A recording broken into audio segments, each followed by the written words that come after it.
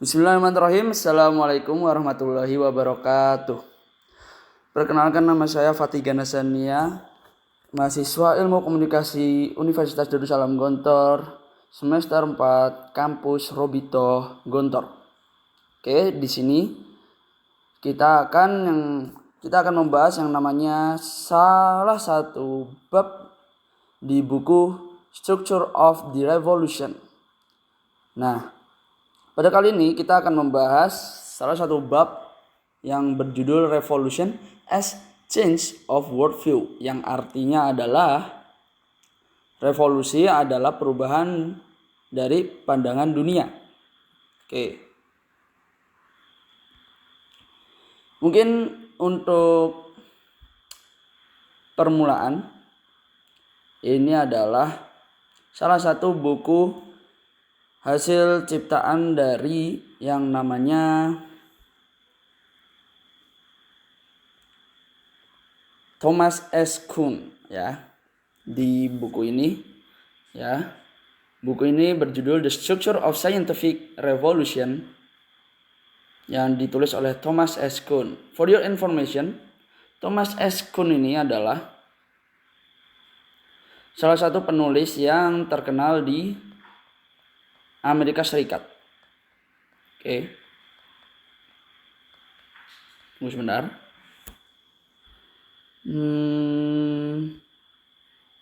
Thomas S. Kuhn. Siapa itu Thomas S. Kuhn? Nah, Thomas S. Kuhn atau bisa kita sebut salah satu fisikawan, sejarawan, serta filsuf sains kemuka asal Amerika Serikat yang mengubah pandangan dunia tentang perkembangan ilmu pengetahuan. Jadi di sini kita akan membahas salah satu buku dia yang berjudul Structure of Scientific Revolution. Nah, buku Structure of Scientific Revolution ini itu ditulis pada tahun 1962 yang mengenalkan konsep paradigma dan pergeseran paradigma. Apa itu paradigma? Nah, paradigma itu adalah istilah yang namanya pandangan perspektif dari diri sendiri, ya. Jadi kita membahas tentang perspektif yang kita ambil untuk salah satu teori gitu. Semisal konsep paradigma dan revolusi ilmiah. Kuhn berpendapat bahwa sains itu tidak berkembang secara linear atau akumulatif, melainkan melalui revolusi ilmiah. Sebuah disiplin ilmu beroperasi di bawah paradigma atau kerangka kerja teoritis atau metode tertentu. Dan ketika terjadi banyak anomali, muncul krisis yang menyebabkan pergeseran ke paradigma baru atau perspektif-perspektif baru. Nah, di sini kita akan membahas yang namanya revolusi sebagai perubahan pandangan dunia. Di sini mungkin akan kita baca terlebih dahulu. Revolution as change of worldview. Examining the record of past research from the vantage of contemporary historiography, the historian of science may be tempted to exclaim that when paradigms change, the world itself changes with them. Led by a new paradigm, scientists adopt new instruments and look in new places.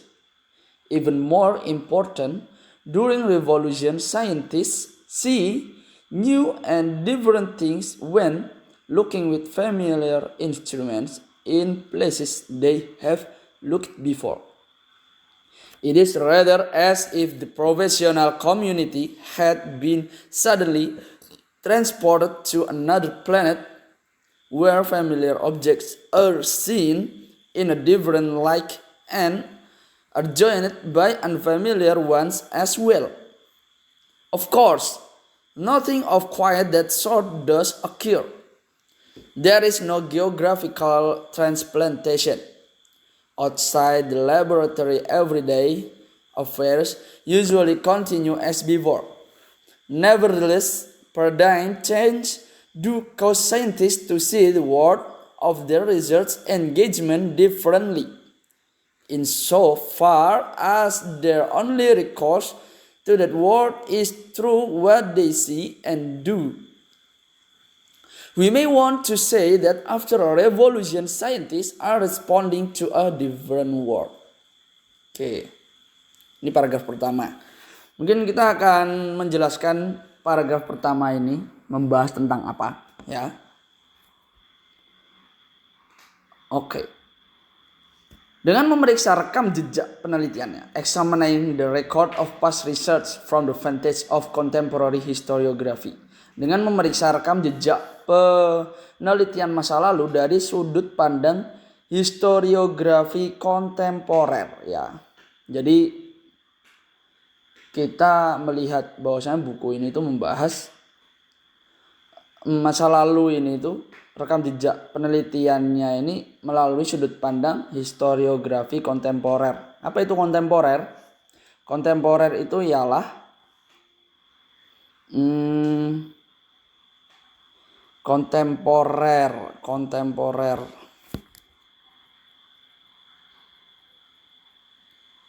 Nah, kontemporer adalah istilah untuk merujuk pada segala sesuatu yang berkaitan dengan masa kini, sewaktu, semasa, atau kekinian. Nah, berasal dari kata kon dan tempus, waktu.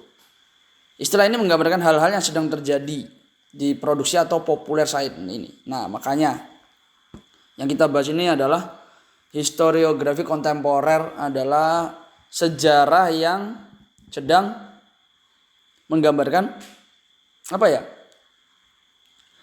Menggambarkan sesuatu yang sudah kita baca dan kita ketahui saat ini yang berhubungan dengan masa lalu. Makanya ini sejarah yang acap kali kita bahas sebagai salah satu sejarah yang bisa kita kaitkan dengan hal-hal yang terjadi saat ini. Oke. The historian of science might be tempted to exclaim that when paradigms change, the world itself change with them. Nah, sejarawan sains mungkin tergoda untuk berseru bahwa ketika paradigma berubah, dunia itu sendiri ikut berubah bersamanya. Nah, para sejarawan ini beranggapan bahwasanya ketika paradigma atau pandangan orang-orang ini berubah terhadap dunia, itu secara otomatis dunia itu sendiri itu ikut berubah bersama pandangan dunia tersebut. Misal nih, pandangan dunia terhadap tokoh Thomas Alva Edison, dia yang menciptakan lampu. Nah, misal ada orang yang merubah redaksi bahwasanya yang menciptakan lampu itu adalah misal nih B.J. Habibie. Nah, satu dunia itu akan membahas dan terus mengingat bahwasanya yang menciptakan lampu ini B.J. Habibie, padahal bukan. Di sejarah yang aslinya itu adalah Thomas Alva Edison. Itu dia.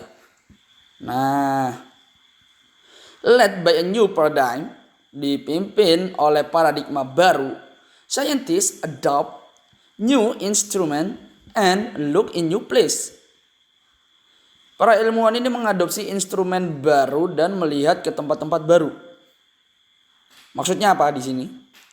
Para ilmuwan ini tuh seperti mengadopsi atau mengurus dari yang namanya hal-hal yang baru dari pandangan-pandangan yang sudah dibuat. Oke. Even more important, bahkan yang lebih penting, ya kan? During revolution, scientists see a new and different things when looking with familiar instruments in the place they have looked before. Nah, para ilmuwan melihat hal-hal baru dan berbeda ketika melihat dengan instrumen yang sudah akrab di tempat-tempat yang pernah mereka lihat sebelumnya. Maksudnya apa di sini? Yang lebih penting itu adalah ketika para ilmuwan itu melihat hal baru dan itu berbeda dengan sesuatu yang telah mereka lihat sebelumnya, maka seolah-olah ini itu apa? It is rather as if the professional community had been suddenly transported to another planet, where familiar objects are seen in a different light and are joined by unfamiliar one as well. Hal ini seolah-olah komunitas profesional atau ilmuwan-ilmuwan ini itu tiba-tiba dipindahkan ke planet lain di mana objek-objek yang akrab dilihat dalam cahaya yang berbeda dan bergabung dengan objek-objek yang tidak dikenal juga. Semua manusia pasti merasakan hal-hal yang seperti ini. Ketika di tempat yang baru, dia berpindah nih. They move to the new place from his place before that. He was moving from the old house to the new house. They will adopting a new behavior. Ya, mereka pasti akan merasakan yang namanya perubahan yang signifikan dari rumah lama ke rumah baru. Nah, ilmuwan-ilmuwan ini tuh merasakan yang namanya hal-hal yang baru dan berbeda ketika melihat suatu yang sudah akrab di tempat-tempat mereka yang sebelumnya, yang dimana mereka sudah akrab dengan alat-alat mereka, fakta-fakta yang mereka dapatkan di tempat yang lama. Nah, tiba-tiba rasanya itu seperti pindah ke planet lain gitu. Pindah ke tempat yang baru. Yang dimana objek-objek yang akrab itu dilihat dalam cahaya yang berbeda dari yang mana terang menjadi gelap. Atau tidak, barang yang sebelumnya kecil itu menjadi besar. Dan bergabung dengan objek-objek yang tidak dikenal. Itu dia. Of course, nothing of quiet that sort does occur. Tentu saja tidak ada kejadian semacam itu yang benar-benar terjadi. Ya, ingat itu.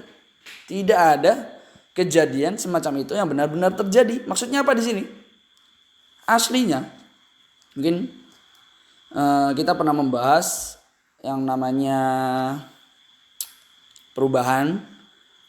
Sebelumnya itu perubahan-perubahan yang terjadi itu adalah perubahan yang dilakukan secara sengaja, bukan secara tidak sengaja. Sehingga apabila terdapat perubahan yang tidak disengaja, itu yang namanya bukan perubahan tetapi sesuatu yang tidak kita ekspektasikan akan benar-benar terjadi gitu. Oke. Nothing of quite that sort does occur. There is no geographical transplantation outside the laboratory every day. Affairs usually continue as before. Nah, tidak ada yang namanya perpindahan geografis di luar laboratorium. Urusan sehari-hari biasanya berlanjut seperti sebelumnya. Nevertheless, meskipun demikian, paradigm change causes scientists to see the world of their research engagement differently. Okay. Nevertheless, paradigm change cause scientists to see the world of their research engagement differently. Perubahan paradigma memang menyebabkan para ilmuwan melihat dunia keterlibatan penelitian mereka secara berbeda, ya kan? Jadi para perubahan pandangan dunia itu atas penelitian mereka itu menjadi berbeda. Semisal nih, mereka sedang meneliti sesuatu yang di otak mereka. Bukan. Mereka meneliti sesuatu yang sedang terjadi di dunia ini. Lalu terdapat teori baru yang menyatakan bahwasanya penelitian ini itu tidak benar. Padahal mereka sudah menelitinya. Nah, itu yang namanya perubahan paradigma, sehingga ini membuat ilmuwan itu melihat dunia penelitian mereka secara berbeda. In so far as their only recourse to that what is true what they see and do. Ya. Kita mungkin ingin mengatakan bahwa setelah revolusi, ya, Para ilmuwan merespons dunia yang berbeda. Oh bukan. Maksud saya, sejauh satu-satunya akses mereka ke dunia itu adalah melalui apa yang mereka lihat dan lakukan sejauh ini. Ya, akses mereka ke dunia itu melihat apa? Adalah melalui apa yang mereka lihat dan apa yang mereka lakukan. We may want to say that after a revolution, scientists are responding to a different world. Nah, kita mungkin ingin mengatakan bahwa setelah revolusi ilmuwan merespon dunia yang berbeda, gitu. Jadi setelah mereka melakukan penelitian, para ilmuwan merespon dunia yang berbeda. Oh, setelah kita melakukan penelitian ini, dunia ini pasti akan berbeda rasanya. Kita hidup di zaman yang berbeda. Padahal aslinya sama aja, cuma berbeda dalam paradigma penelitian tersebut. Oke. Selanjutnya, it is as elementary prototypes for these transformations of the scientist world that the familiar demonstrations of a switch in visual gestalt prove so suggestive. What were ducks in the scientist world before the revolution are rabbits afterwards. The man who first saw the exterior of the box from above later sees its interior from below. Transformation like this, though usually more gradual and almost always irreversible, are common concomitants of scientific training. Looking at a contour map, the student sees lines on paper. The cartographer a picture of a terrain.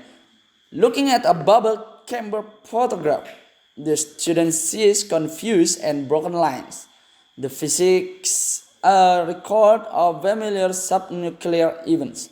Only after a number of such transformations of vision does the student become an inhabitant of the scientist's world, seeing what the scientist sees and responding as the scientist does. Oke. Minum dulu.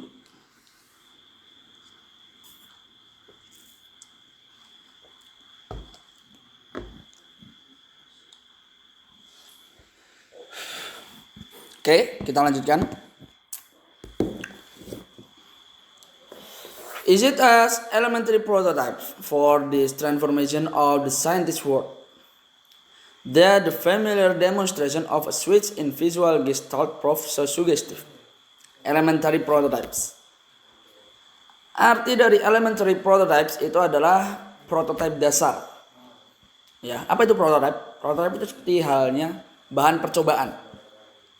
Sebagai prototipe dasar atau bahan percobaan untuk transformasi dunia ilmuwan, inilah demonstrasi yang akrab tentang peralihan dalam gestalt visual.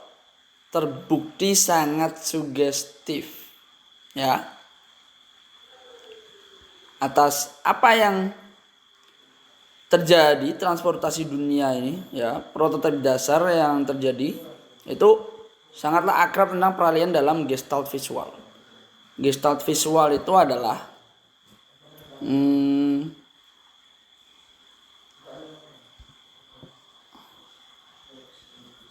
gestalt visual,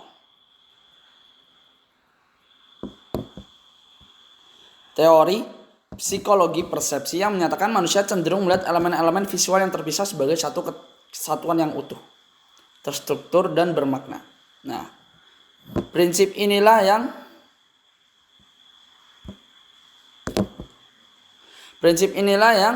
menjelaskan bahwa otak mengelompokkan komponen berdasarkan pola, kemiripan, dan kedekatan, bukan melihatnya sebagai bagian yang terpisah. Maksudnya apa di sini? Jadi gestalt visual ini adalah teori yang menyatakan manusia itu cenderung melihat elemen-elemen visual yang terpisah sebagai satu kesatuan yang utuh, terstruktur, dan bermakna. Semisal kita melihat nih elemen visual daun. Daun ini terdiri dari pohon. Pohon ini terdiri dari daun, ranting, lalu batang pohon, dan akar. Nah, biasanya orang-orang itu melihat daun. Oh, daun ini adalah bagian dari pohon. Nah, itu yang namanya persepsi yang menyatakan manusia itu cenderung melihat elemen-elemen ini satu kesatuan seperti pohon gitu. Oke, lalu selanjutnya, jadi terbukti sangat sugestif apabila kita melihat sesuatu dalam perubahan dunia itu ada salah satu dari perubahan dunia tersebut. Nah, apa yang tadinya bebek, nah bebek di dunia ilmuwan sebelum revolusi adalah kelinci sesudahnya. Ya kan, sebelum perubahan nih, sebelum revolusi. Yang sebelumnya sesuatu ini dianggap bebek, lalu selanjutnya ini setelah revolusi malah jadi dianggap jadi kelinci gitu. Apa maksudnya? Jadi atas teori Gestalt visual atau tadi adalah teori yang menyatakan manusia cenderung melihat elemen-elemen visual itu, ya ini membuat sesuatu ini berbeda. Orang yang pertama kali melihat bagian luar kotak dari atas, kemudian melihat bagian dalamnya. Ya, the man who first saw the exterior of the box from above, later sees its interior from below. Pasti. Orang itu pertama kali melihat, judge the book by its cover. Jangan melihat sesuatu itu dari covernya saja, melainkan melihat secara mendalam. Kita mungkin suka melihat sesuatu itu sekilas saja, padahal isinya itu juga penting. Maka dari itu, ilmuwan-ilmuwan itu pasti sangat teliti meneliti sesuatu penelitian yang mereka lakukan. Nggak mungkin terlewat sedikit pun, referensi sedikit pun, itu tidak bakalan terjadi. Ya. Transformasi seperti ini, ya, transformation like this, thought usually more gradual and almost always irreversible. Meskipun biasanya lebih bertahap dan hampir selalu tidak dapat dibalik, ya kan? Are common concomitants of scientific training. Ini ringan umum dari pelatihan ilmiah. Ya, biasanya ini tuh salah satu tahapan umum dalam pelatihan ilmiah, sehingga transformasi ini tuh hampir tidak dapat bisa dibalik atau diulang-ulang. Oke. Looking at the contour map. Melihat peta kontur, ya. The student sees lines on paper. Ya. Seorang mahasiswa mungkin melihat garis-garis di atas kertas. Ya kan? Kalian tahu peta kontur? Peta kontur adalah salah satu peta yang dimana menampilkan bukan secara objek datar dalam bumi tersebut, tetapi hanyalah dalam bentuk garis-garis yang terstruktur sesuai ketinggian dataran tersebut. Maka dari itu, ketika melihat peta kontur, seorang mahasiswa mungkin melihat kertas tersebut penuh dengan garis-garis yang berpola di atas kertas tersebut. Sedangkan kartografer, ya, the cartographer, a picture of a terrain. Sedangkan kartografer itu melihat gambar suatu medan. Nah, looking at the bubble chamber photograph, the student sees confused and broken line. The physicist, a record of familiar subnuclear events. Melihat contoh selanjutnya, melihat foto bilik gelembung atau bubble chamber, ya.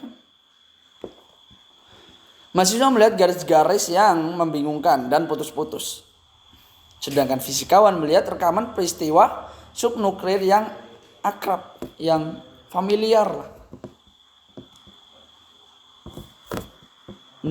Only after a number of such transformation of vision does the student become an inhabitant of the scientist world.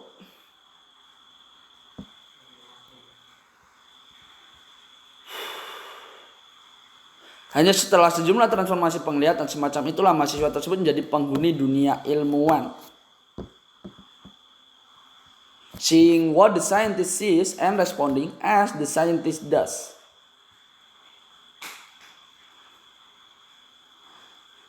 Melihat apa yang dilihat ilmuwan dan merespon sebagaimana ilmuwan merespon. The world that the student then Enters is not, however, fixed once and for all by the nature of the environment on the one hand and of science on the other. Dunia yang kemudian dimasuki oleh mahasiswa tersebut bagaimanapun tidaklah ditetapkan sekali untuk selamanya oleh sifat lingkungan di satu sisi maupun oleh sains di sisi lain. Ya. Rather sebaliknya, it is determined jointly by the environment and the particular normal scientific tradition that the student has been trained to pursue. Sebaliknya dunia itu ditentukan secara bersama-sama oleh lingkungan dan tradisi sains normal tertentu yang telah dipelajari oleh mahasiswa tersebut. Maksudnya apa? Kita ulang dari awal ya. Jadi dunia yang kemudian dikenal oleh mahasiswa tersebut bagaimanapun tidaklah ditetapkan sekali-kali untuk selamanya oleh sifat lingkungan di sekitar itu untuk selamanya hanya dari satu sisi maupun oleh sains di sisi lain. Sebaliknya dunia itu ditentukan secara bersama-sama, bukan hanya satu orang itu saja. Ya, oleh karena itu pada masa revolusi. Nah, therefore at times of revolution when the normal scientific tradition change, the scientist's perception of his environment must be re-educated. In some familiar situation, he must learn to see a new gestalt. Oleh karena itu, pada masa revolusi, ketika tradisi sains normal berubah, persepsi ilmuwan terhadap lingkungannya harus dididik ulang, harus diatur ulang. Sebagaimana dalam beberapa situasi yang sudah familiar, sudah akrab, sudah biasa. Ia harus belajar bagaimana melihat suatu gestalt yang baru atau teori yang baru. Gitu. Siklus dunia itu selalu berputar-putar. Tidak mungkin peradaban dunia itu selalu sama di setiap zamannya. Mau itu abad 16, abad 17, 18, 19, 20, 21. Itu pasti setiap abad, setiap zaman akan berubah. Nah, after he has done so, the world of his research will seem here and there incommensurable with the one he had inhabited before. That is another reason why school guided by different paradigms are always likely at cross purpose. Nah, setelah ia melakukannya, dunia penelitian akan tampak di sana sini. Tidak sepadan, incommensurable dengan dunia yang ia huni sebelumnya. Itulah alasan lain mengapa aliran-aliran atau sekolah pemikiran yang dipandu oleh paradigma yang berbeda selalu sedikit berselisih tujuannya. Nah, mungkin di sini pembahasannya agak susah dan agak rumit saya jelaskan, tetapi dengan cara yang lebih gampang lagi, dengan bahasa bayi, kita itu bisa melihat dunia yang kita huni sebelumnya itu berbeda atas teori yang kita anggap ini itu berubah karena pandangan dunia yang baru. Disinilah peran paradigma itu berlaku. Oke, sampai sini paham? Mungkin setelah ini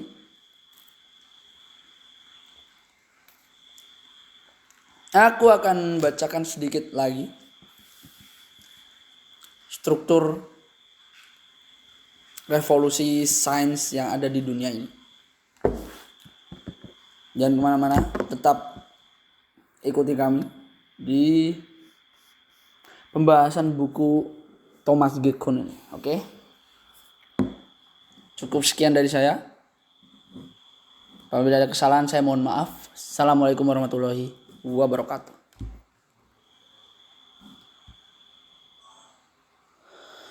Holy shit.